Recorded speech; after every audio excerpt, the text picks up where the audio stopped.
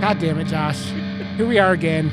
We don't do this for 1 week, and Josh all of a sudden is like, clapping is too much work for him, and he's like, I'm good. I really don't want to clap tonight. I've had a long week of being Josh, and so here I am. Yeah, you know it. Josh, how the hell are you, asshole? I love you. I just got so much busier and just got a bunch of work in that said, you don't get a Christmas break. And I was like, oh, thank fucking God, man. That was great to hear. So I'm very happy about that. I mean, I'm always looking to do the least amount of work possible for everything. So, I mean, I think I'd be like, damn it, I want like extended breaks. Although I've hit periods now. Dude, when you're a subcontractor and like if work's not coming in, you're not working. So like that's great news, right? Yeah. Great news to get work in. Yeah. It's very true because you're doing stuff and it's not consistent, right? Yes. Well, it has yeah. been, or for years and years, right? COVID hit all of my like clients and everything really hard. So it's cool to see a lot of, or not a lot, but like some of the like better older clients be like, oh, hey, by the way. Yeah. That's cool. So we are here and didn't do a show last week for the first time because I'm pretty sure I got the Rona. No. But then I went and got, yes. No. And then I went and got a test. I got a test last week and they never gave me results. And I'm calling them Monday and they're like, yeah, we don't know. So I went yesterday and got a second COVID test because I've never heard of anyone not getting results. And is that the like Trump thing where they're like, yeah, just don't count them? And they're like, okay, are they just saying like, okay, now? Like, sure, we just won't count them. I called them. They're like, we don't know what your results are. So either A, I had super corona and they didn't know what to do with it, or B, I don't fucking know. So wait, can you catch I was it super over sick. Discord? Get away. Yes, COVID. You can. And then Josh became super swamped, and because I was trying to like sell him off to Brian from Dead in Santa Carla. Well, it was my 9th anniversary, and yeah, I didn't have time to watch the movie on the normal day because of that, and I was like, and then I saw that you were sick, and I was like, okay, it looks like we both just need a week off, which whatever, man, like it's gonna happen. We're both busy freaking dudes, and you know, humans get sick. Yeah, it's not, especially in the year that is 2020, where nothing is like safe and not everyone is dead. So everyone is dead. Everyone is dead. Everyone will suffer. Okay. Josh and his musical inklings are coming out again. Yeah, so we are back and filling in and doing a double episode kind of. Oh my goodness, what? Tell me about it. Because we're making up for everyone. So we're going to be talking about 2 movies. Can you tell me about it? Silent Night. Yes, Josh, I will tell you about it. So we're talking about Silent Night, Deadly Night from 1984, which we had planned on talking about last week. And then as a bonus kind of makeup, we're also going to talk about Freaky, which is the latest movie from the director of Happy Death Day 1 and 2. So, so fun. Those movies, like when I saw that movie coming out from that like creative team, I was like, oh yes, they are going to get the tone exactly right, because they got the tone of Happy Death Day bang on, and you don't think the sequel's going to do it, and then they do it again, and you're like, wait, how did they do that? Yeah. Good it just shows you that the people involved have a love of making film and can do some unique, cool stuff. I think I kind of want to see the director try something horror that isn't He's one of those gimmick-based. directors that is going to turn into like a James Wan or something. He'll get attached to all the big budget like studio films, and then he'll never go back to horror, or he'll only go back like once every 10 years or something. And I don't know. All he's done is make horror. So like, I mean, there are heavy comedy elements, right? But that's I don't hard know. to get We'll the timing. see. But I guess if you get it on Yeah. both sides. And Vince Vaughn, Yeah. perfectly cast for Freaky as well. Yeah. Oh, okay. So, and also before we get it, we have Silent fucking Night. uh, Dang, dude. yeah, we'll talk about that in a second. But I want to do one more thing, and talk about what we are doing here for this this upcoming episode, because we actually aren't deciding at the end of the episode like me and Josh usually do. So next week's episode is going to be a 2000 or not 2000. It's from 1990 is when the movie's from. I still have to watch it is.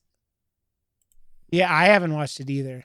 But is a 1990 French movie called Deadly Games.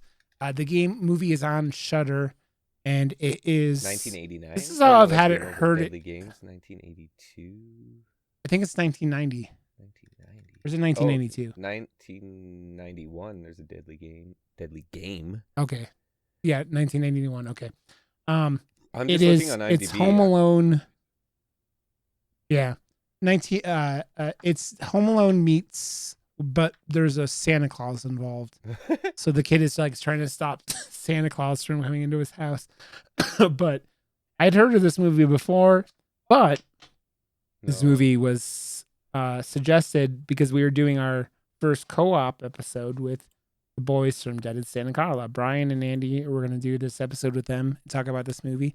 So it's going to be a blast. So I'm very excited. Nice. Okay. Yeah, dude. I'm excited so, as well. Here we are. Let's talk about Silent Night, Deadly Night.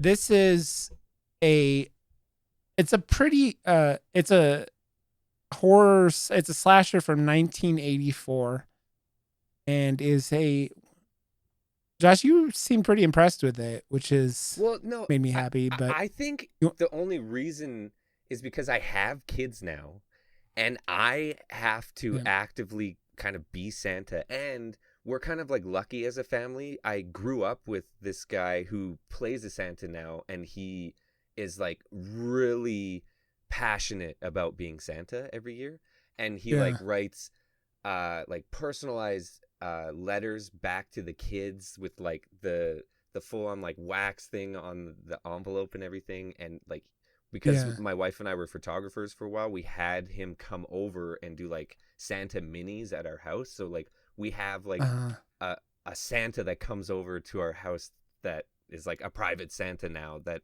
our kids think and know like Santa, right? So this movie, awesome. I can see through like my kids' eyes, is just made to just destroy kids so bad. And for me as like a parent and a lover of horror, I'm just like, this is terrible, and I fucking love it. I see what they're doing. It's so over the top, and it's very heavy-handed, but for the time, that's how they were made, right? So, but it's also very grounded, right? Like the movie itself is an extreme set of like circumstances. Well, the grandpa before it all happens. Like, what the fuck was that? Your grandpa. Yeah, I don't. Read the synopsis first, then, Josh. Little Billy witnesses his parents getting killed by Santa after being warned by his senile grandpa that Santa punishes those who are naughty. Now Billy is 18 and out on the orphanage, and he has just become Santa himself. Suffer. Yeah. Oh wait, what is the line? Punish. It's so good. This is what it is. Punish.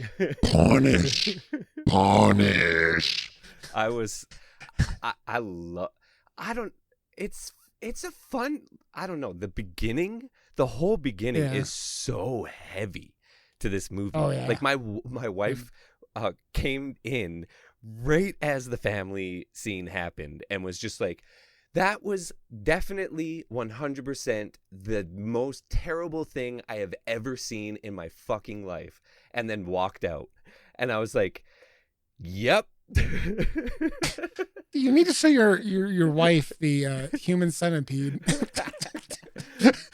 And then she might disagree, but yeah. No, this movie is okay. It lands hard, man. Like that scene is pretty harsh. But that's like the only like harsh scene in the movie. Like the rest is just kind of like the classic like 80s horror tropes after that. But like there's other stuff in this movie that's kind of harder to watch because there's some serious child abuse in this fucking movie. Totally is. Like some serious child abuse. Is the typical like none of the plots in this movie are super like original. It's like this kid gets like traumatized, like his family gets killed. It's but so then heavy-handed. They took that and then and then they traumatize him even more that character around. Like literally, it feels like he gets a front hand slap, then a backhand, then a front hand, and the writer was just like, "What else can we do to him? Oh yeah, and then this. Oh yeah, and then it's ridiculous." Yeah, it is the most like they didn't check. Cheer him on. They didn't check once or ask him once what the fuck his problem was with Santa, and they just force him. Yeah.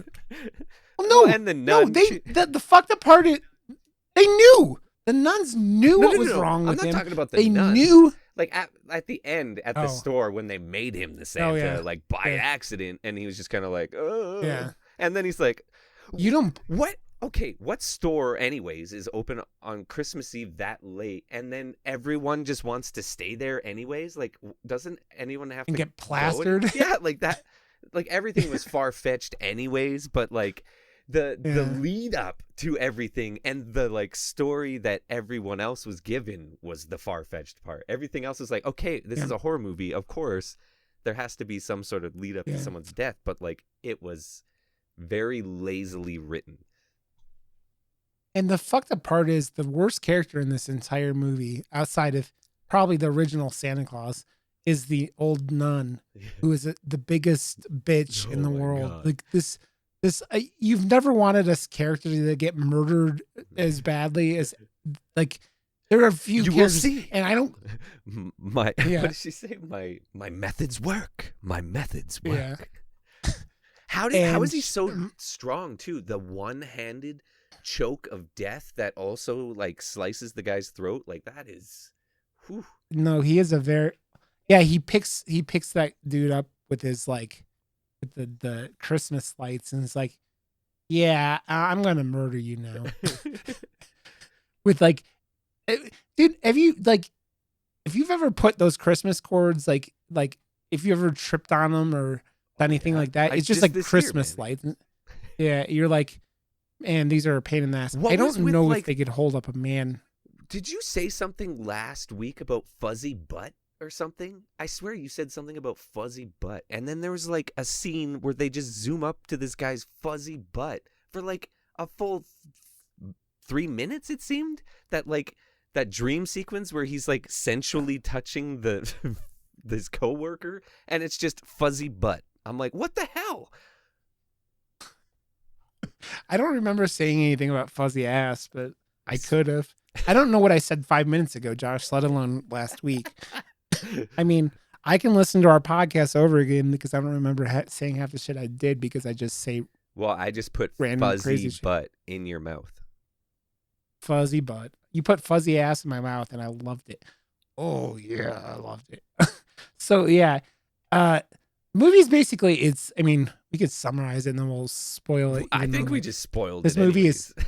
This movie is. Yeah, I guess this isn't new. We're gonna have to be careful with Freaky. So there's like Freaky no real spoiling in this. Yeah, I think this episode kind of became more about like how we're going to review Freaky and just kind of like have fun with Silent Night, because I think that's what we should do, to be honest, because Silent Night's older and it especially with how many other people in the network reviewed this movie this month. Like, check out a few reviews if you want to see some or listen to some more reviews. Yeah.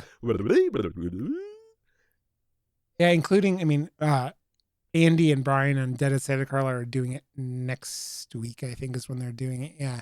So there's going to be a lot of. It's funny because there's so many.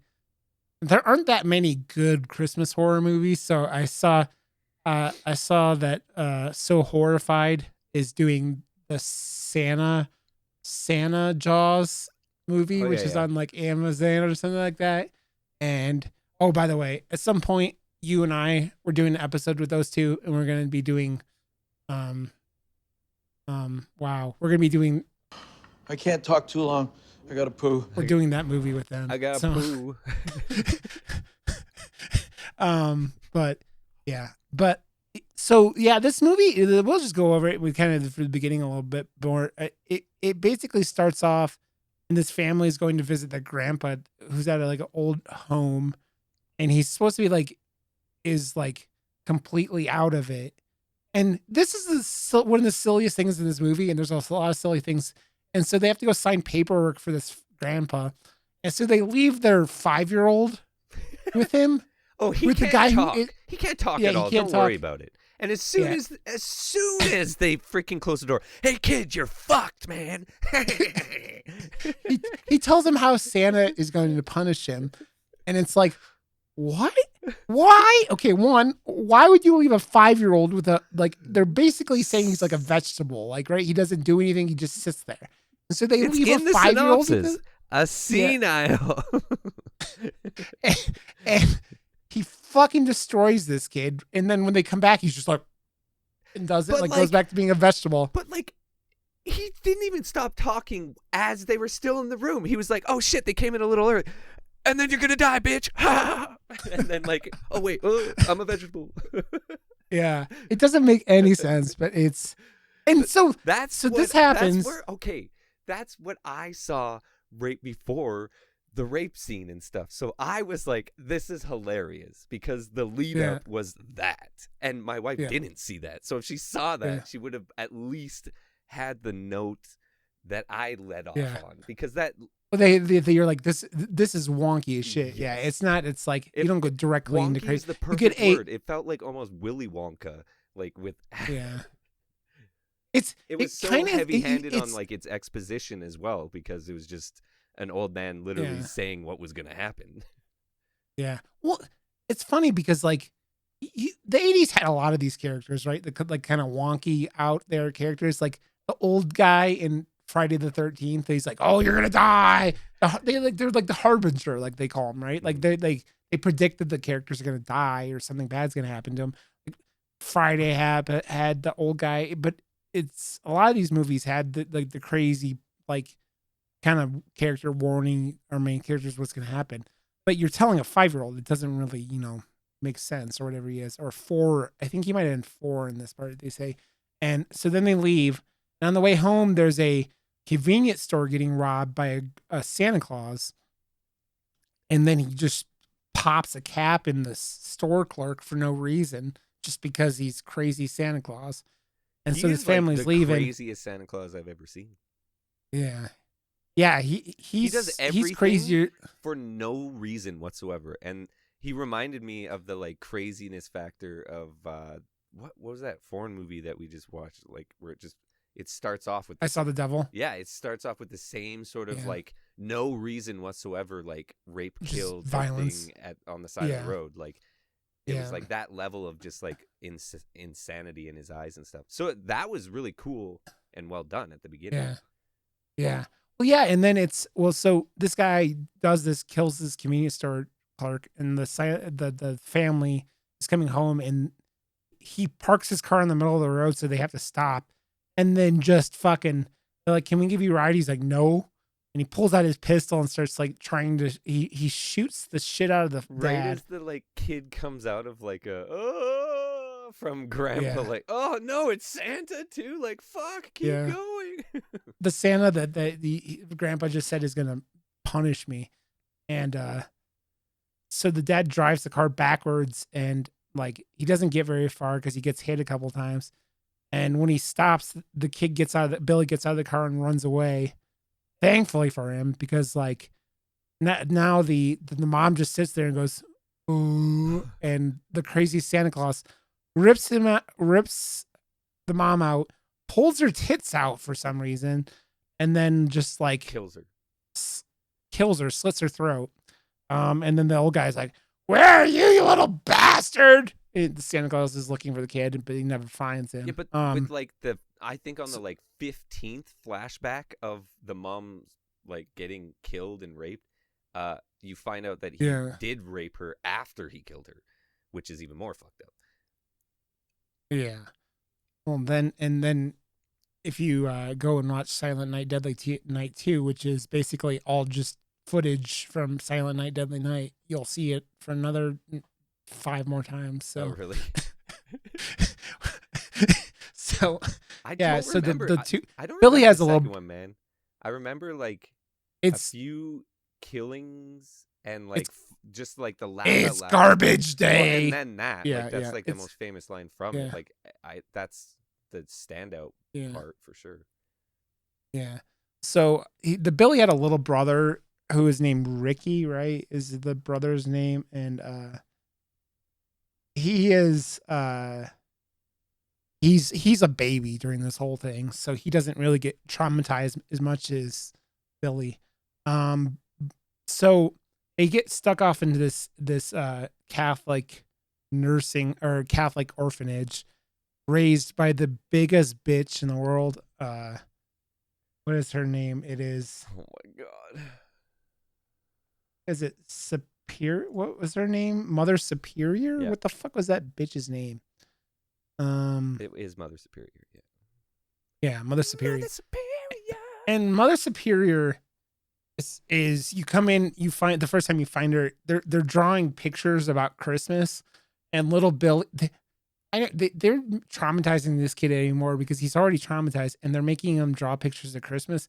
So he draws like Santa's reindeer with its head cut off, like and blood like going everywhere, X's on the eyes, and like blood everywhere. Yeah, and so he gets sent to the principal's office, who is this Mother Superior, and she's such a twat. It's like amazing. She's just like she has no understanding for any of these kids, and this Billy kid is like the other nurse or other nun is just like she's trying to be like understanding and stuff, Sister Margaret, but no, not her, not not Mother Superior. She's like, no, these kids are all bastards. I don't like them. So she's like, Billy, you're a little asshole. You gotta stop this. And like she tries to make Billy like sit on Santa's lap at some point, and he loses his goddamn mind because like he watched Santa Claus. Yeah. And is that why he gets sent to his room and gets all in trouble? Well, he did punch Santa in the nose and make both, like, broke his fucking nose and there was blood and stuff. But I mean, but that's why he got like the belt and stuff. And I'm just like, wow. And that's when she was like, "Oh, you'll see, my methods work." As she was like caressing the leather belt. So she has her own like everyone in this movie is like sadistic and fucked, and the only one character layers. is like Sister Margaret. Mm-hmm. Like Sister Margaret's the only one who seems. Yeah, but she is so stupidly naive, like the most naive ever. She gets the kid gets in Billy gets in trouble.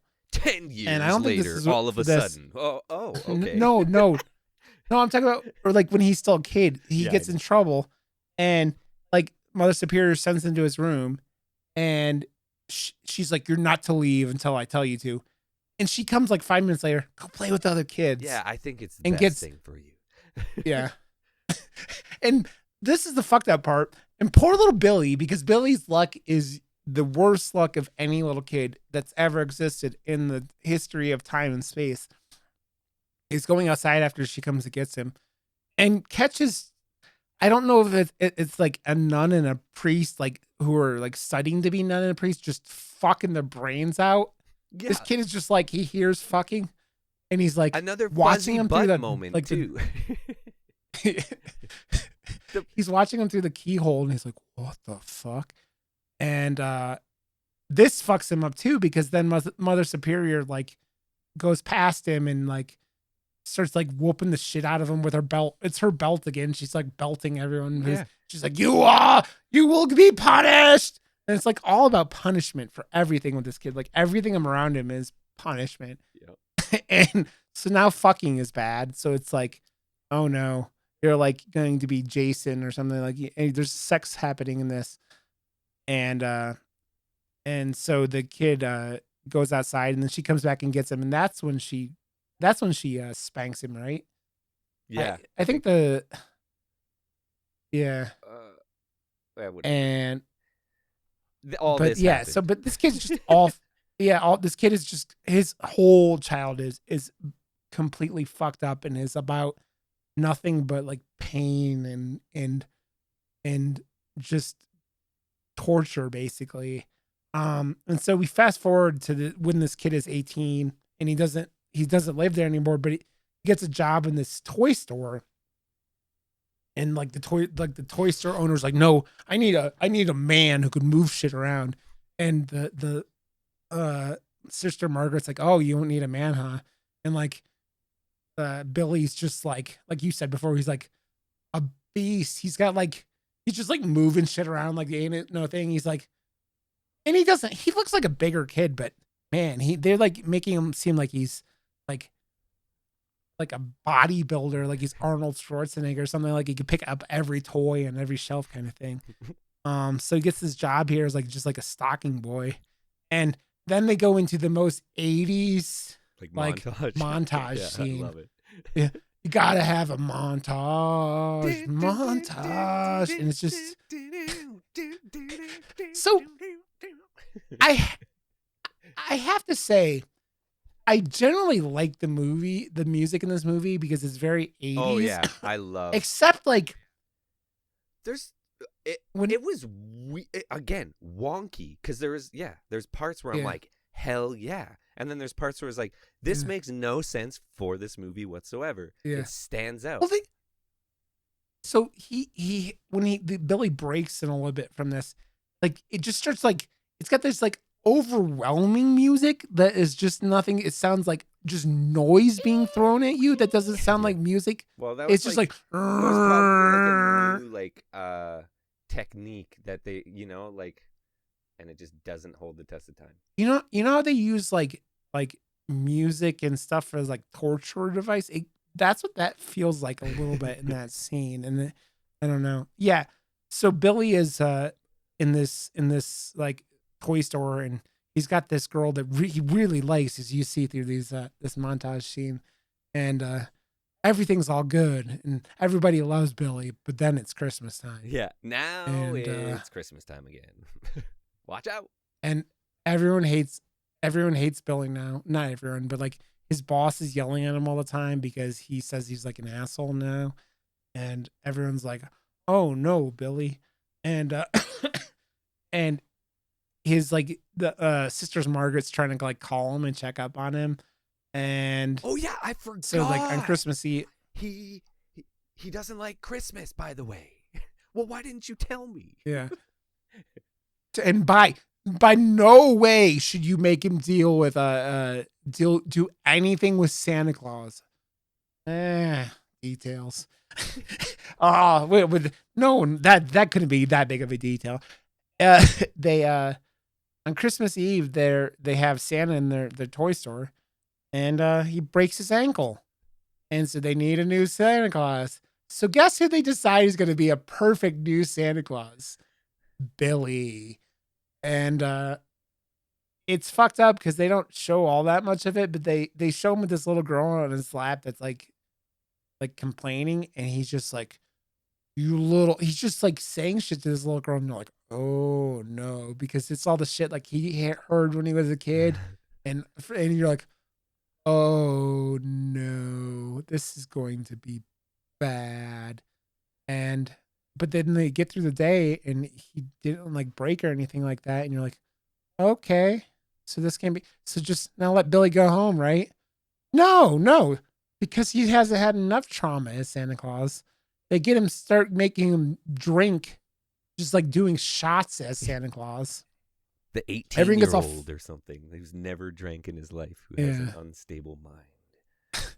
Yeah, they get him all fucked up, and everyone gets fucked up. And at this point, like the guy's Billy's boss takes the girl he likes back in the back, like they're gonna go fuck. But he gets super, super rapey. And Billy comes back and stops the guy by strangling him with the Christmas lights, like you were talking about.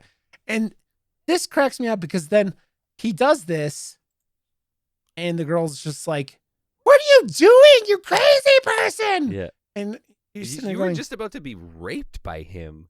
So why are you... Yeah. Okay. Well, I mean, maybe stop at the not killing part, but like, yeah. Do you think she would have been like thankful anyways? You would think, or at least not insulting him because you just watched him kill someone. And so, yeah. And then Billy murder kills her too. And now you're just like, oh no, because Billy is now like, punishment. He just says punish. And it's basically breaks. So like it's everything he heard of, like with his grandpa and the Santa Claus, and now Billy turns into the like embodiment of punishment, of like he's Krampus almost, you know. He's like coming to get everyone who's done bad, right? Because he takes out the store's boss, just kills everyone, and none of the kills are all that like I know memorable in this movie. Like, I'm like, this is a letdown because like it seems like it starts off with like the only kill that really has any impact is the first one against the family. It lands hard with like, you know, the visuals and just like obviously the whole story. It wouldn't have happened if it wasn't. But like that first Santa was crazy, and he got the kills. I don't know. They like cut away a lot, and I'm like, did you not have time? Like these are the payoffs for the shitty acting and the shitty stories. Like the payoff should be to see some good gags like we got in Freaky. Yeah. But I guess that's I think there's like a new standard of horror for us, because like this is again an older movie, right? So different standards. Yeah. So it's funny. I actually think the favorite part of this whole like sequence is like he goes out front after this, and the one last employee's there, and she like almost gets away from him. Oh, yeah. And I don't know where it comes from, but he pulls a bow and arrow out of like from nowhere and just like puts an arrow through this woman. And you're like, well, I guess, I mean, that was pretty decent for a kill, but it's like an arrow through someone isn't exactly original. And like they maybe for 1984. Well, no, I even saw it in like Friday the 13th and stuff. So yeah, no. Yeah. Billy wanders off as Santa Claus, and he's killing everyone dressed up as Santa. He's still in the Santa Claus outfit, but the beard is down the whole time, so it's like under his chin. I love that look, by the way. It looks so good. It's very unique because like it's really funny with the kid. It looks like about 18. Yeah, and he so looks he's got exactly a real baby that face. age with it around his face like that. Yeah. It makes him look younger and like really stupid, but like it accentuates how crazy he was like going with his face, which I loved as well, right? So it all worked. It's more it burns it more into your face, and it's like it could go on like a t-shirt like iconically now, you know? Yeah. I mean, he doesn't say much. I mean, he breaks. Like all he says the rest of the movie is punish. Yeah, which is perfect, but it's all you need. Yeah. Well, he kills. He leaves the store after he kills these 4 people, and he goes and he wanders into this random home. Like they don't really equate anything. Like there's like a sister, her boyfriend, and like she's babysitting, and they're trying to get their fuck on, and Billy shows up, and probably the other like the more memorable kill out of everything else at this part, and he this girl comes up to the front door without a shirt on, right? Or does she put something on? No, she doesn't. But and He doesn't like Billy throws her on the Get the on some like the antler horns. Yeah. Oh yeah. And which was pretty decent. That was a good one. And then he kills the boyfriend. I forget how he kills the boyfriend, but he kills the boyfriend next. And then gives the little daughter or sister a little box cutter. Here you go. Kill. Yeah, like when you grow up too. It's like, Merry Christmas. You've been a good little girl. It's almost now as you can take this on an airplane. The passing of the baton in like that Star Wars movie at the end with the light. Yeah. Jesus. And yeah, so he traumatizes this girl because she's gonna find her sister murdered and the boyfriend murdered, but now she's got a box cutter. It was pretty messed up. So at this point, like when he's doing this, like the nurse or the nun, Sister Margaret is like going to the store because she was trying to get a hold of Billy, and finds the bodies and she gets the cops involved, and they don't know where Billy's gonna go. And then she figures out, oh, he's probably gonna go back to the orphanage because she knows that Mother Superior would probably be his next target. Rightfully so, because Mother Superior is a real twat, as I said. Kills the shit. He wants to kill the shit out of her, but he goes back and the cops call and they're like, hey, be on the lookout for Santa Claus. So, and the orders are shoot to kill. So they go to the orphanage, and they have an old father who worked there. Is there. Yeah. And the father is dressed up and he's coming to orphanage as Santa Claus, and he is blind or he's deaf and mute or something. And this cop shows up and tries to get him to stop, but he's deaf and mute. He blasts the Santa Claus who is just trying to be Santa. That's the second like Santa a shitload Claus of time. in the same day these kids have seen get like like what the fuck? No, because that's the first one they see get murder killed. I'm talking about the one that's outside still. Like, oh right, but like, yeah, they're gonna see two Santas. Yeah, you're right that they're gonna see two Santas get murder killed, but not yet. So this poor old father is just trying to go in and help the children, and he gets blown away by this cop because he's deaf, and they're all like, they're like, oh, okay, we got him, we're good. And then they go, the description of Santa Claus is a little bit off. This isn't an 18-year-old kid. They're like, Sister Margaret's like, oh no, that was Father so-and-so.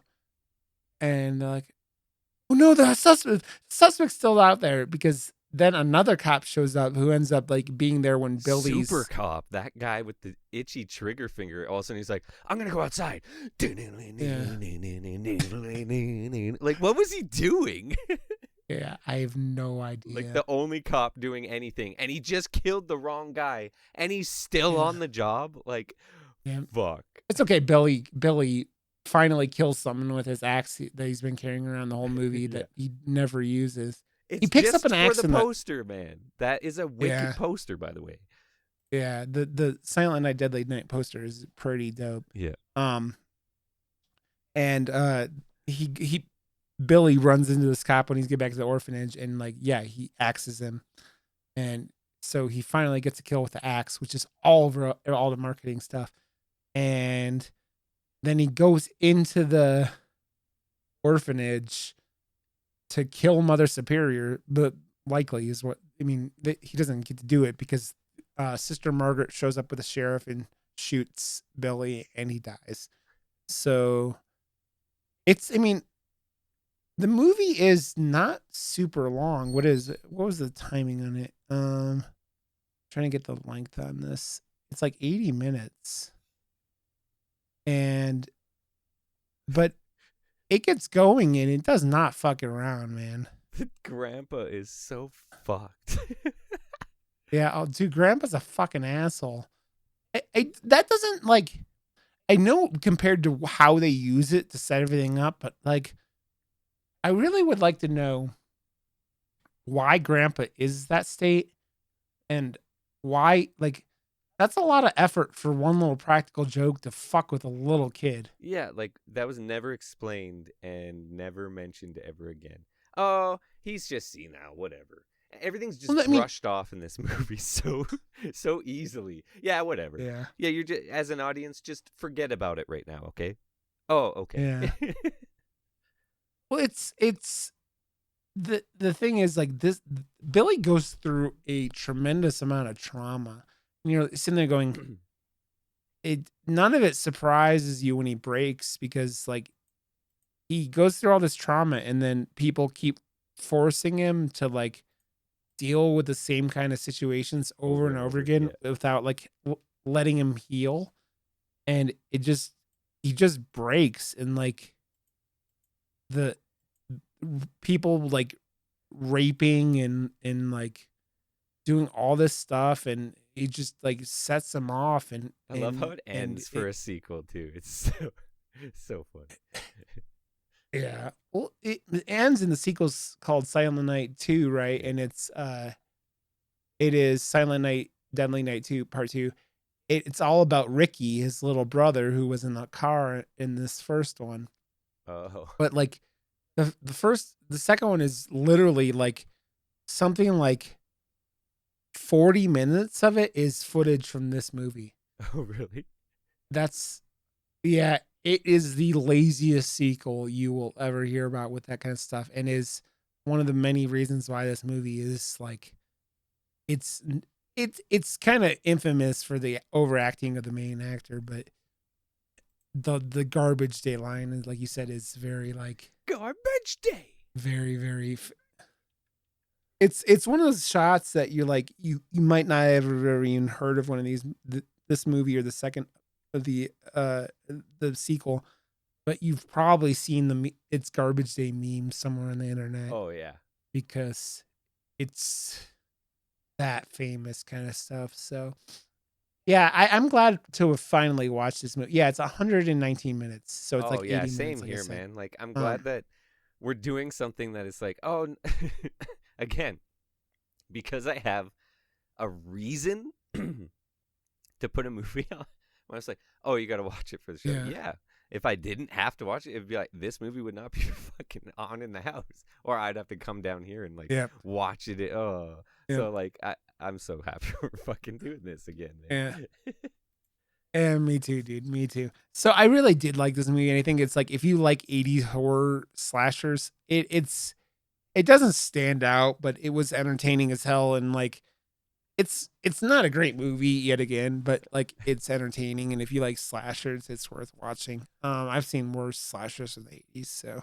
Oh yeah, dude. But that's the end of Silent Night, Deadly Night. So let us move on with our Grindhouse. We're doing our Grindhouse double feature tonight to make up for. I was like, hey, no show last week. So what about a Grindhouse? 2 movies. We want to watch this anyways. We're already talking about it, and now we have the opportunity. Yeah. It's freaky. Cool. It's our second bonus. This is like our extra present under the tree. So let us talk about 2020's Freaky. Just came out November 13th. Yep. And man, this movie is, most of the people in it are pretty good, but Vince Vaughn is fucking perfect. Oh, I love Vince Vaughn. Knocked it out of the park so much. Yeah. Okay. So Josh, you start us off with our synopsis here.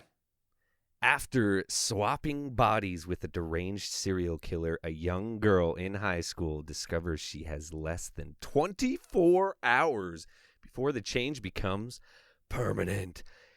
So, that's just Freaky Friday. Take off the Friday or just add a 13th. And that's the synopsis of Freaky.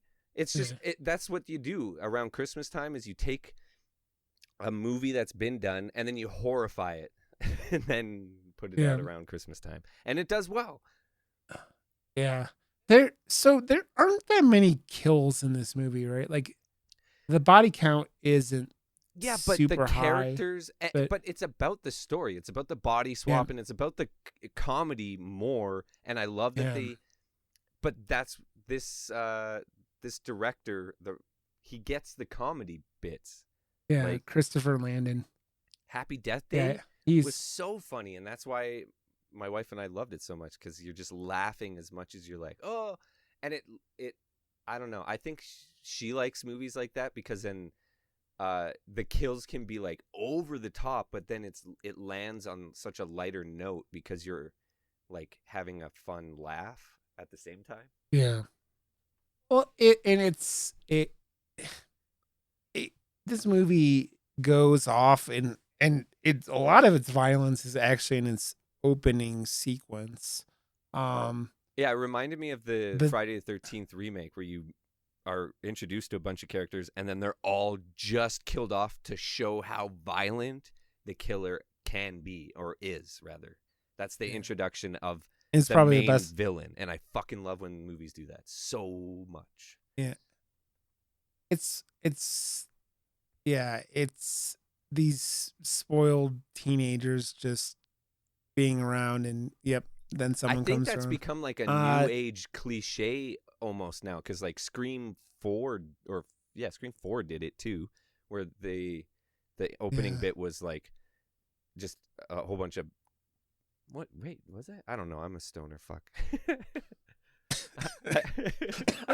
I know that Friday the 13th did it and then had the big title come up, and Freaky just did it too. And I'm obsessed when movies do that, right? So when you hear it and it's done like I'm saying, man, these creators, this director, like they have a good package. Happy Death Day 1 and 2 and this all have a very, you can tell it was made by these people, and they have something that's very polished. They know what they're doing. So this movie is basically boils down to it. There's a this serial killer, the Butcher is his name, tries to kill our main character, and something goes wrong, and they both wake up on Friday the 13th in each other's bodies, and this movie just turns into Vince Vaughn stealing the show as he is Millie, the other character's a main character, in his body, and Vince Vaughn is just fantastic, and it's him acting like a 18-year-old girl in his body, and is so hysterical with it, and he's just so charming and just Vince Vaughn-y. So perfectly, like she playing the murderer inside her body at the beginning was clunky and felt a little like my wife and I were like, oh, I hope she doesn't do it like this the entire time, because it seems very overacty right now. And then she kind of found it as the movie went on, which was good, because like at the very, very beginning when she first wakes up as him, I was like, like if you're a murderer but like it doesn't matter, like if you figured this out, you would try to blend in. You wouldn't be so like Frankenstein about it. I don't think, I don't, but that's just me being overly judgy of there were the things subgenre now. There were things I was like kind of sitting there going, why would you do that with like what he and her body? I'm like, like, we're not sure. We're not. It is a studio movie still, though. Like, I think some of the decisions, like, that's what I'm saying about this package, right? Like, it's a Universal Studios package. So, like, some of the decisions that the that they made for this felt more on the PG route, right? Like, yeah, the PG-13 route. Yeah, that's what I mean. Like for the like yeah, actual like swapping sexes and like they could have went in the more like yeah, whatever stupid direction, but this movie didn't need it, yeah, and like it needed the story to stay grounded in the PG-13 era because yeah, it is set in high school and stuff. I believe because every yeah, other Freaky Friday or this style of movie you've seen has pretty much been in the PG-13, other than that Ryan Reynolds one. yeah. But like,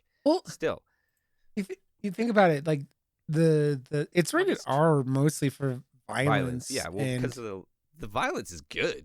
Like, yeah. I it mean, a lot of that is in that opening scene, like I said well, not. earlier, and I like that the shop teacher, who is just the biggest misogynist, like the biggest asshole. yeah, Like when you want a character to die, it is very satisfying when they die that well, and you get to like full on. dude. I won't ruin specifics about it during the non-spoiler part, but there's a certain character who lets Millie down very early on, which almost leads to her being killed. And I'm like, I hope the butcher gets her. And I'm like, but yeah. My So wife, I mean, yeah, the movie, this movie does a really good job of like really making you root for characters, and does the classic like something is just out of grasp, but it does it in such a way that you as the audience are like, no, just fucking fuck, you almost got it. Like you're at the edge of your seat with it. yeah, And my wife was like yeah, yelling at the screen like, nah, fuck, like a lot in this movie, and I was like, but in like a good way, like, get out of the way. dude, this is one of those movies that like, and you think this a lot with like big fun movies, but this movie would have been Oh so yeah. much fun in a theater full Oh of yeah. people, Oh yeah. like just people like laughing, screaming when like Ah, the jump why scares you gotta happen, everything remind like me that. that it's 2020? I mean, 2020 is reminding me it's 2020, man. We're like, Oh yeah, it's what it COVID, is at man. this fucking point. Yep. Um, Wait, do you actually but have it COVID? the I don't know. Like I said, they never gave me a test results. They couldn't find my test or whatever. I don't know what the fuck happened, but I'm back to normal now. Okay. Um, so the movie is just a pretty like fun blend of horror comedy.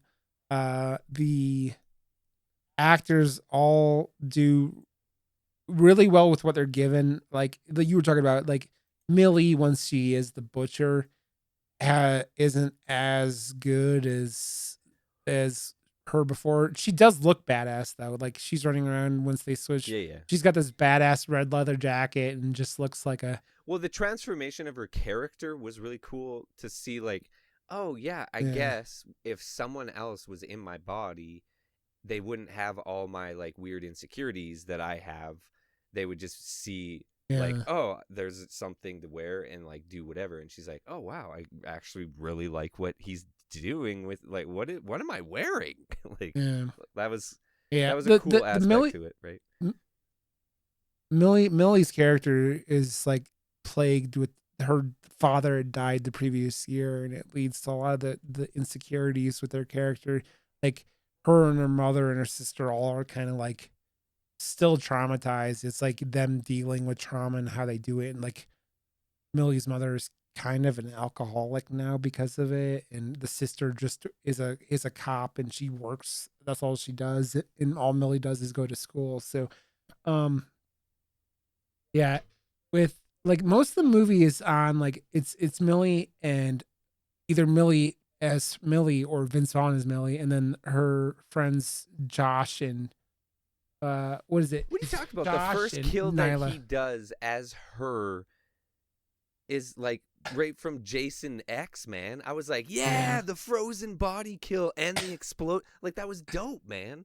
yeah, yeah. That was. It is. It is. But it's the I mean, there's like some of the things you kind of knock the movie on. Like nothing in it is super like plot wise is super original, right? Like we talked about, No, but this movie is I Freaky feel like this movie Friday. is like tipping its hat or not, because like there's almost nothing original, and like even like that whole last sequence at the silo with the party with the high school and stuff, that reminded me of Scream 4. Like Mm-hmm. they all go up, there's like a Mm-hmm. curfew and they have still want to have a party. Like that's the exact thing that happened in Scream 4.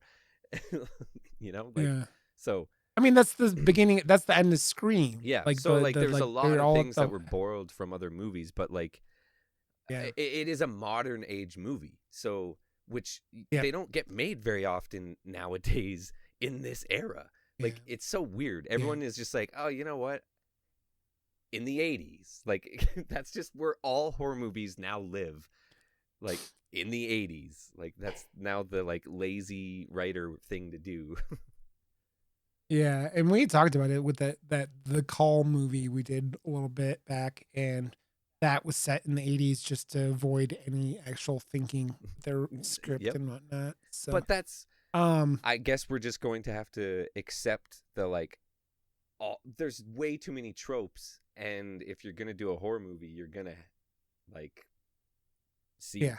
Well, all I'm saying is I'm not complaining about it. I'm just saying when you go into it, you just don't think that you're gonna see a movie that you've never seen before. A lot of the elements, most of the elements you've seen somewhere else, but they put everything together super but well I and think originally. I think this movie was honestly doing this on purpose because it is called Freaky, and like it is essentially a Yeah. horror movie remake of the movie. So like a lot of the jokes and like plot lines and stuff like that were all borrowed from that, right? So I Yeah. feel like because it is that, that's why this movie gets to have so much fun and be so self-aware as well, because it is it's doing all the right things that Happy Death Day did with being self-aware of Yeah. what it was as well, and As what the being second Groundhog one Day did with again as good, because it was self-aware of, as again, right? Like I was like, you can't. yeah.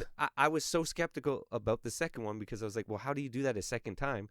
It's just be aware of it again. I was like, oh, I get it. Yeah. And this movie was kind of that as well. Yeah. Definitely. So I would say this movie is a lot of fun, and I would go see it on demand or however you have Oh, to go see it. it's a fun. Uh It's fun. Like it's not just a yeah. horror movie. It's It's actually really like well made. fun. Yeah. It's Vince Vaughn is hysterical. He's really funny. I Uh don't know. Like Nyla and Josh, the other two friends, provide a lot of comic yeah. relief. But I miss And those like high school movies, like Easy A, and yeah, the movies of the like early 2000s, all made in like high school times and stuff. Like yeah, the, super bad stuff like yeah, that. like you don't see a lot of. Well, I guess maybe I don't overly Look look for for them because I'm not in high school anymore. But I don't know, like they're not like the big things anymore. Like it's not what is sought out. So this kind of gave me like a I nostalgia feel to like some of my favorite high school type movies as well. yeah. It gets because now a lot of that stuff ends up, I think, being on like things like Glee, or on television at that point, or like or I even guess things yeah. like Pretty There's Little a lot of Liars, different places stuff that for are content to live now. Yeah. So like yeah, yeah, niches can live in different areas now. yeah. Okay, but we're gonna get into our spoilery section of this movie. Go see it if you don't want anything spoiled for you. This movie is really really fun and worth a check out. So Oh yeah. Well, and 2020 is freaky. Vince Vaughn does such a good job as this because he is that tall. So he doesn't actually have to do much against especially a whole bunch of like high school kids to look more menacing. He's fucking giant, right? Like he's a pretty tall guy. He's a So big yeah. he's a big dude. Yeah. So like It's why he's been doing movies where his character's supposed to be intimidating, like Brawl and Cell Block 22, yeah. stuff like that. So Well, he's a and he's like 6'4" or something like that. He's a big motherfucker. one So and James yeah. or what's his name did Katie or what was that movie called? Where the girl I don't fucking know what I'm talking about. Why don't I look up something before I speak words? Okay, go on. Josh, I don't know why you do anything you do, but it's okay. I still love you. So go see it. Go watch this movie. If you like comedy, horror comedy, this movie is definitely worth going to see. Kevin James is what I'm talking. You ready? He did what that movie? Kevin James just did like a horror movie, I think this year or last year. What was it called? Becky. That's what it was. This year. Becky. Oh yeah. Yeah, that was a good one.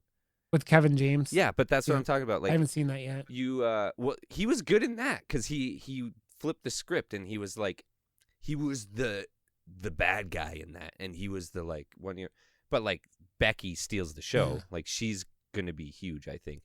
But Kevin James, yeah, I think that's the thing though. If you get comedy, you can do horror justice. I've heard this so many times because to do like horror is an art, but to do comedy well is so hard. I don't know, man. There's a lot of similarities with the like Deliverance for sure, and to be able to riff and stuff. Yeah. Yeah. Okay, so let's spoil this. This movie starts off. There's these 4 teenagers in a big old mansion,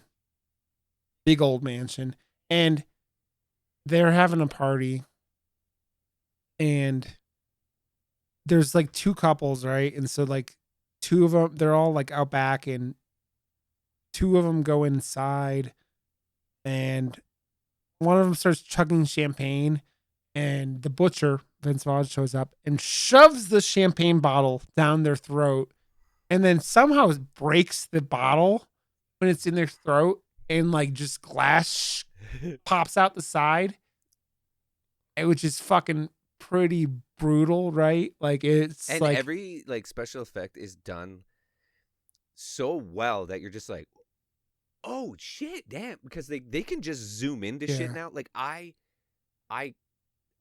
I see it and I'm like, this is what we've come to now. Like this is insane where we've come as like with movies and CGI and all that stuff. It's like it was really well done. You can still see that it's fake, but it's so real. Yeah, I mean that it's crazy.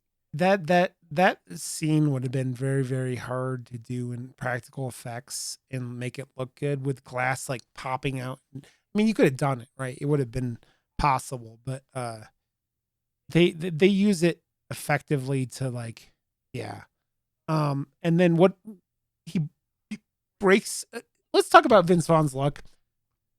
He basically is running around in black sweatpants and sweatshirt with what looks like Jason Voorhees mask, but got like run over by a steamroller. It's like way bigger than like Jason Voorhees mask. And my wife was like, did he steal it off the wall? And I don't think he does, because like he comes through this house, but like, and there are like weird artifacts all over the walls and stuff like that. But I think that's just kind of what he's supposed to be doing. Like the butcher's like in this town, a urban legend kind of character, right? Yeah. And he what's he break in half and puts both halves through that kid's head? What did he hit it like break in half to stab him like both halves of his head? Oh, was that what was that? Well, it was a tennis racket, right? Oh, right, the racket. Yeah, that was hilarious. Yeah, he breaks a tennis racket in half and then like stabs this kid both halves with it. And then what are the other kills? That's when I'm like, okay, I love the originality too. Like, because at this point, you know, you got to know what you're doing, and you got to know that like an audience is seeing a lot, so we want to see something else. Yeah. So it's like, and it's comical at that, like it's brutal, but it's funny at the same time, and that's what this movie. Like it walks that line so well the entire time, and it's hard to do well. Comedy and horror in one movie and done well. Fuck, good job. How does he kill the other 2? I don't remember, because my brain is going completely dead. Maybe he hasn't even started taking better notes, but I've been so beat up. He kills the other 2, but while he's in this house, he he steals this dagger, which is like But it's like what? a skull. This is the main point of the movie, and there's no Yeah. reason for it. Yeah. And that's what I was like, but why? Yeah. Because he's killing people like pretty unique ways. It's not like he's like Jason where he has a machete. Yeah, but there was no or, reason for him to take the dagger or need it to kill anyone. He could have just used the same knife that he just used on the last one, but he just had to get this foreign knife for no reason whatsoever and use it. Yeah. That's the only part of the movie that so really he irks me. Yeah. And he does all this, and this is all happening like Wednesday the 11th. And so the next day, you meet the main characters. You meet Millie, you meet Nyla, you meet Josh, all the characters, and they're all worked up because of homecoming. And basically you find out everything about Millie, that her dad died and her mom is like super overbearing and blah blah blah, and she's kind of like all the girls at school pick on her and all this shit. And he basically they just she's like a loser, but she's got some friends that love her and whatever. She's normal. They're trying to say she's a normal teenage girl. That's what they're trying to drive home, and I think they do a good job. Like the layers that she has, like as a normal teenage girl with like friends and insecurities and like the normal like I think the things they chose to show for her backstory as a character were all like the perfect amount to show to like get you to kind of know who she is and what kind of character flaws will kind of go over into Vince Vaughn, or like the like things that you would pick up on the character that wouldn't seem so overacted if someone else was trying to like do it type thing. So like all this stuff they chose really gave a good backstory and kind of made you like her as a person as well, right? So it was good. Yeah. Well, they, like you said, they give her enough time to be her and show her character off, because but that's why there's not a lot of kills per hour or per minute or whatever is you're getting at the beginning. But it's a good lead up though. Yeah. And so all of this leads up to this is another thing I didn't understand because I've never heard of this anywhere. They have their homecoming football game, but it's happening on a Thursday night for some reason. Why is there football game on a Thursday night? I've never seen a high school football game on a Thursday night, but they have this football game and Millie plays their mascot, which is a giant beaver. Oh, right. And after the game, her mother is supposed to pick her up. All her friends like, you want to ride? She's like, no, I've been waiting for my mom. Oh, that was so devastating, man. That's when you just like that's when you learn a lot about their situation, and you like feel for her as like a character and stuff, and you're just like, fuck. Yeah, because the girl's sitting there by herself, and no one's left at the stadium anymore. And you figure out the mom is passed out from like a bottle of wine in their fucking couch. You twat. I mean, you say twat too many times tonight, but there have been a lot of not likable female characters in some of these movies. And because of this, the butcher shows up and starts trying to kill Millie. And he ends up stabbing her in the shoulder, but he also stabs him at the same time. The sister had found the mom passed out and ends up showing up to pick her up and ends up scaring the butcher away. Millie goes and gets stitches and all that shit, and but at this point, like when he was stabbing her, there was like you see like Mayan, like they're on the top of a Mayan temple or something like that, and you go, oh, so the dagger he stole was a ancient Mayan, I like that they did that Aztecian. with the like stab, and then it showed the like pyramid underneath them, and it like The visual was nice to like sell what was happening, but like they needed to attach more of a reason why. Like he had no reason. It was like an accident that he randomly grabbed this knife, and I don't like that about it. That the fact that it was just a fuck up. That and they figured out a lot of this, how to deal with it and what the dagger was and all this shit real fast in this movie because they have to. Yeah. Well, because they like Vince Vaughn as her is like, oh, I keep hearing this name in my head, the name of the dagger. And like, that's how they figure out all this stuff, which is just like, But yeah, so the characters both wake up the next day and they are swap bodies, Freaky Friday. And it's Friday the 13th. So there's a lot of comedy that comes off from the butcher figuring out that's how to be an 18-year-old little tiny blonde girl, and including she's just like shoving food in her mouth because you figure out a little bit after this, like he was pretty homeless. Yeah, he was pretty homeless. Like Millie wakes up in the butcher's body and he's in this like looks like an abandoned warehouse or something like that, and this guy shows up and he's like, "You have any?" At the end, it was at the silo. Yeah, he's like, "Do you have some drugs? I'll suck your dick." Yeah. It's just like, well, that's a little extreme. But then this is like really where Vince Vaughn starts shining because it's him acting like this girl, and it's pretty fucking. I laughed out loud a bunch of times during this. Like Vince like showing up like, and then convincing the it knew what it was doing. Like that's where the movie was shining huge. It's like so well. Yeah.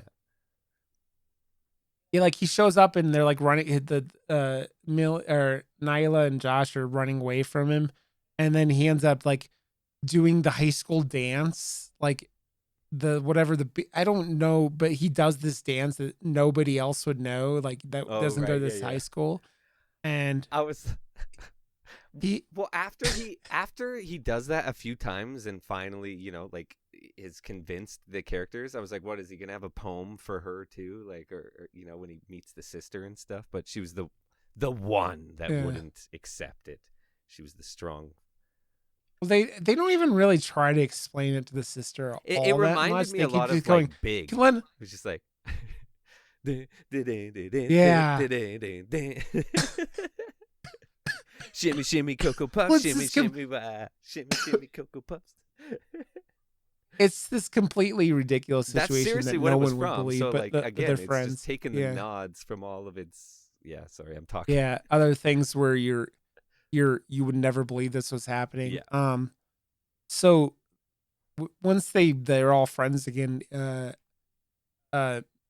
Millie's like, well, I just kept hearing this name, and so they look it up and they figure out this ancient Aztecian dagger, and it basically says if you use this in a ceremony and don't kill the person, you'll swap bodies for 24 hours, and if you don't finish the job, then you'll be stuck like that. So they know that they like have 24 hours, and so like most of the rest of the movie is like the butcher kills this random girl that is a real kind of bitch to Millie, like by putting her in a cryo chamber. And like you said, it's the Jason X kill. Like, yeah, dude, that's like one of my favorite kills of like a lot of movies, to be honest, because like Jason X is so fun and such an underrated movie. I know it's fucking so weird and like comes out of nowhere, but I love that movie. Yeah, well, it's one of those things where we talk about it with like things like Thanksgiving, right? Where you can be a bad movie, and if you know what you are and you embrace it and go through it, you can still be a fun bad movie. Yeah. And Jason X is a fun bad movie. Super fun. Like the acting's super over the top, this and that, but like it's fun and it's similar to Thanksgiving because that movie knew that what it was. It's about a movie about a turkey that's going to run around and murder people, It's just ridiculous. But it was also doing something that this hadn't movie, been done before, and people were just having fun, and you could just see it the entire time, right? So like, I love shit like that. We gotta watch like some of the what is it called, like Aston 6 or something stuff, like The Editor and like Happy Father's Day and stuff. Like those movies are fun. Okay, we'll do that some point. Okay, so at this point, they figure out they need to get this dagger back, but it's in like the police custody. They get like they run into each other, Millie and the butcher in each other's bodies, and the butcher tries to get everyone to go after him because he's in Millie's body, and chases pursue and wonkiness, and like it's like do like you could have thrown the Benny Hill theme song in parts of this movie. But then they end up going and having to go break into the police station to steal this dagger back, and they run into Millie's sister, and everyone gets the guns held at them, and everyone's in trouble and all this shenanigans. Millie is the butcher in the Millie's body is like she murders the shop teacher, like you were talking about, which is super brutal. Like the shop teacher, like you said, was a super asshole, like who just throws lines at Millie because she's this little blonde girl the whole time. So bad. Like I'm like, are people that mean? Like, Well, then he's like happily beating the shit out of this girl. You like fucked with me. Like like whoa. Yeah, and he's like kicking her and then she fucking fucks him up and gets the overhand, and she hits him in the neck with a screwdriver, right? That was good. And then throws him on like a table saw. The biggest table saw ever. Cuts him. Yeah. And completely cuts him in half. It's like Terrifier with like the girl being sawed in half. It was great. It was amazing. And it was like the amount of gore they showed too. And that's what I'm talking about. Like this is where we've come now. It's the special effects of that. We're like, you see, that's where me as a filmmaker, I lean in close in shots like that and go, how the fuck did they do that? And I'm just like, that was so well done, guys. Like, yeah. Like I'm so desensitized, and because I'm like, I don't know, man. Like, I really wish I could watch it and maybe get disgusted. No, maybe. Well, maybe. I don't know. Is that what you're supposed to get? I get like so excited when I see it done so well. I'm shocked. Just like, maybe. I don't know. No, I'm like, dudes, you did it. Great job. Yeah. And there are, like we were saying, there aren't that many kills in this movie. Like the two here are really like, oh, those are exclamation marks. Because the butcher doesn't kill anyone the rest of the movie, or tries to, right? But I don't know if he ends up actually killing anyone else. But yeah, so they get the dagger back at the police station, and they actually end up capturing the butcher, because they're like, what do they need to do? They need to go do something, and they leave the butcher at Josh's house. And Josh is like the super gay character, and he's sitting there, and his mom comes home, and she's like, why is Millie sitting here locked like this? And he goes, we're role playing. So, and he's like trying to like sell that they're like they're having fun, and he's like, Josh is like, I have to tell you, Mom, I'm into girls. She's like, you're into a lot of things, but you ain't into girls. And she's just like, let Millie out. And the butcher gets free and almost tries to kill them both, but they get away. And all of this, it's so much comedy in all of this. And during all of this, Millie figures out, aka Vince Vaughn figures out that his crush, who is Isaac was his crush, right? He was a football player. Yep.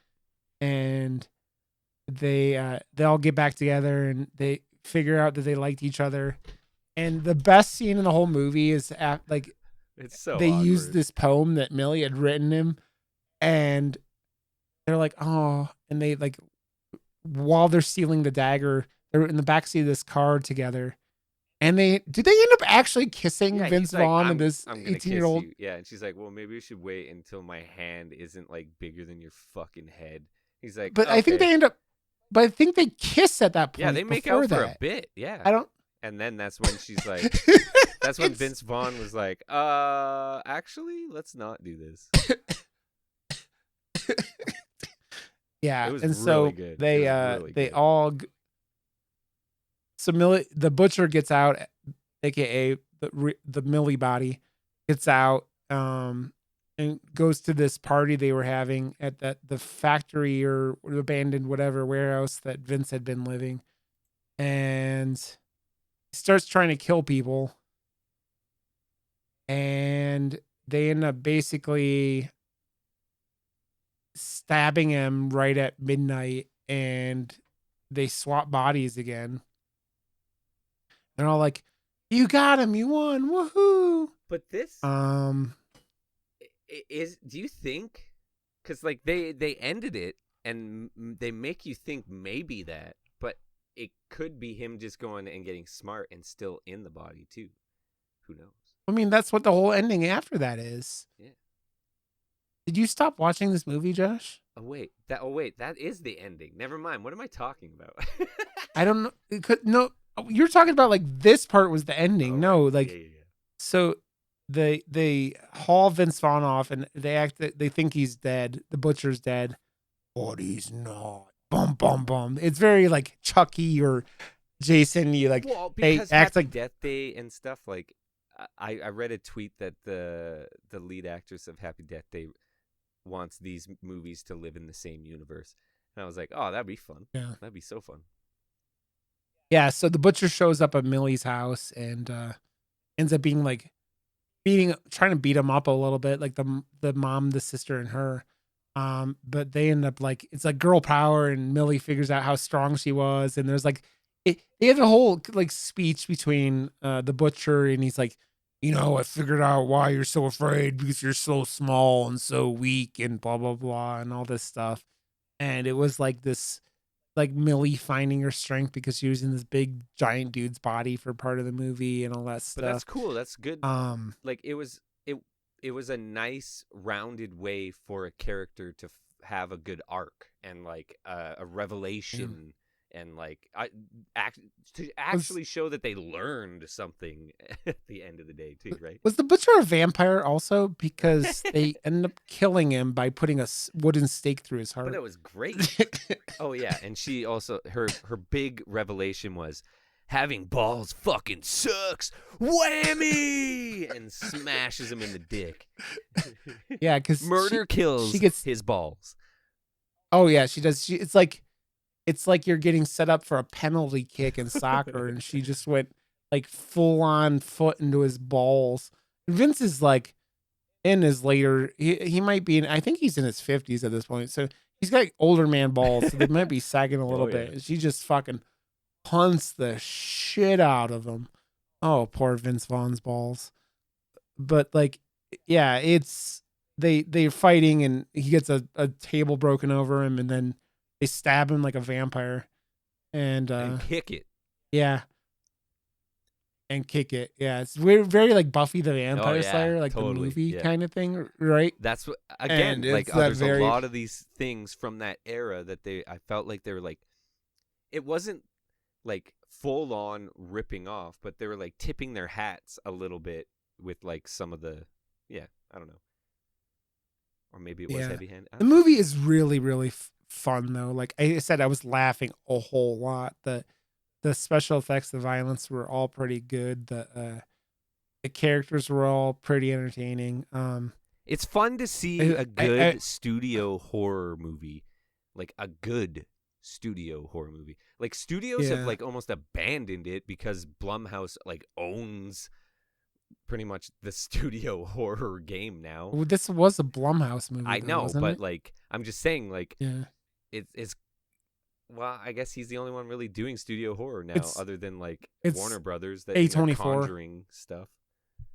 A24, but A24 is all really independent stuff. That's not studio horror, man. But, You see A24. I don't consider that studio. I consider that like avant-garde fucking studio almost. You know, like you're gonna get something that is artistic and left up to hopefully the creatives, where you get like a studio film and you know the studio heads have poked their head in and probably fucked up a few parts of it to keep it like appeasing to the shareholders.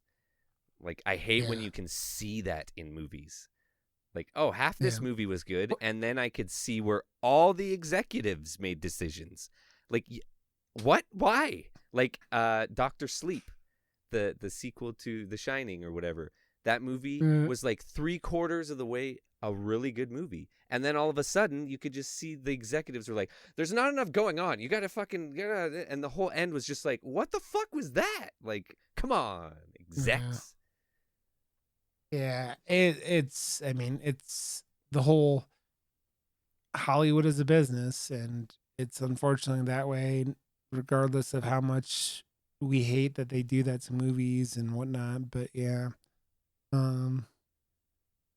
it's again, all I could say about like this movie now, and like Christopher Landon has directed, let's see, all of his director movies. He has directed Freaky, Happy Death Day, and Happy Death Day to You. He did A Scout's Guide to the Zombie Apocalypse, which I never saw. I saw that. It was good. It was fun. I didn't know he did that. He did Paranormal Activity, the Merked ones, which I think was... Yeah, I didn't see that one. I saw them. I was off for the last couple of Paranormal Activities. He directed those? Wait, I'm gonna look into this too. Yep. I didn't know he did all that. Yeah. Well, and he did another movie called... Oh, the Marked ones was actually like of all the like. Oh, but he wrote those. He didn't direct those. He directed them too. Oh, he totally did. Crazy. Yep. Scout's Guide was fun, and it definitely has the same like comedic vibe. But that's like my go-to. Like, it really felt like a Shaun of the Dead style movie, and it was right up my alley. I love that stuff. Burning Palms. Yeah, I'd never seen it because I'd heard it was like it looked like it was trying to be Shaun of the Dead, like, but with kids is how it kind of looked to me, but I just never ended up seeing it. So it was fun, dude. Like, again, because he writes stuff and is kind of self-aware in the stuff he's doing, like Happy Death Day 1 and 2. The Scout's Guide does a lot of that same stuff where he's like self-aware, and that's the only way you can get away with like doing something that is kind of already been done in like smashing comedy and horror into, you know, like Edgar Wright fucking smashed it out of the park. And if you're gonna touch it again, you have to be like self-aware that you're also going up against something like Shaun of the fucking Dead, right? Like, it's being that's like a Goliath, and for me at least. Yeah, it looks like he wrote a lot of the screenplays for Paranormal Activity. He did 2, 3, and 4, and 5. Nice. He wrote. So he's a juggernaut in the horror scene, man. Like, I don't know if enough people realize all the stuff he's done, but man, the dude is like he's right now I feel like he's kind of that tier right below James Wan. Yeah, totally. Like, he's right below him. I think if he's this not is a success, at James Wan's, this is gonna like solidify him as like the go-to to make like a successful like genre comedy horror comedy. Yeah. I mean, nothing he's done has been bad, it seems like. So he's it's like consistent, and that is huge. But that's what I'm saying. Like, him and his package that he has created with the other movies, now you're starting to see his style as like a creative person and what he's capable of and stuff. And I love it. And like that package and how polished Freaky looked over top of like all the rest, man, has it come together. And so it is good. He's like 45, so he's like he's not him is Spring Chicken, but he's been around. He's been around a little while, man. So, well, cool, man. It was fun talking about two different things, especially tone wise. These movies were very different, Yeah, but totally. like they're both different but fun. So, but that's what goes to so show you never know what you're gonna get on a Murder Moose episode, guys. Stay tuned. Never, ever know. But we do know next week we're doing Deadly Games. You never know. You never, ever know. Josh, I love your face. Okay, man. Well, all of our info for, I don't even actually know if I said part of the Slash and Cast podcast network today. I'm feeling significantly, but well, okay, maybe I did. No, I don't know. I said something about being on the network, but it wasn't followed up with a plug or anything. So, yep. I have to remember because but I think part of the I'm more so right now. I feel like I'm still recovering physically. Not I'm not sick anymore. I'm beat up still from being sick for as long as I was. But so I swear, before all this COVID shit happened, my whole family got COVID. I swear, 3-4 months before, everyone was like COVID. We had the worst flu I've ever seen in my life last year, and I swear it was COVID. But who fucking dude knows? If I had COVID, I had the worst diarrhea I've ever had in my entire life. Is that a life, symptom? so. I don't even know, man. Yeah, it is. Oh no, it is a symptom. So yeah. Don't get. Well, COVID. we can find everyone can. We are part of the Slash and Cast podcast network. Everyone. Yeah. So I'm saying it. Make sure it's out there. We're doing that crossover episode with Andy and Brian, the Dead in Santa Carla boys, next week.